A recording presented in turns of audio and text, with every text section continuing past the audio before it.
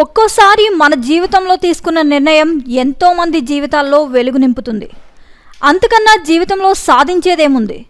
అలాంటి ఒక కుటుంబం తీసుకున్న నిర్ణయం 6గురికి ప్రాణదానం చేసింది. ఆ కుటుంబం అసలు తీసుకున్న నిర్ణయం ఏమిటో తెలుసుకుందాం.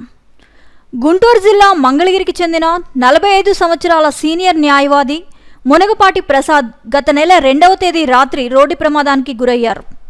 తీవ్ర గాయాలతో ఉన్న ఆయన్ను ఎన్ఆర్ఐ హాస్పిటల్కు తరలించి చికిత్స అందిస్తున్నారు.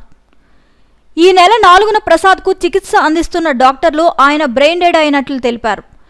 ఎన్ఆర్ఐ అడ్మినిస్ట్రేషన్ మండవ విష్ణువర్ధన్ సూచన మేరకు ప్రసాద్ భార్య అవయవదానం చేయడానికి ముందుకు వచ్చారు.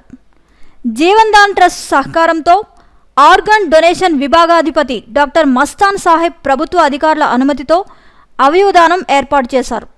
ప్రసాద్ అవయవాలను చినకాకాని ఎన్ఆర్ఐకి, శంకర్ నేత్రాలయానికి, విజయవాడ, తిరుపతి, సికింద్రాబాద్కు తరలించారు.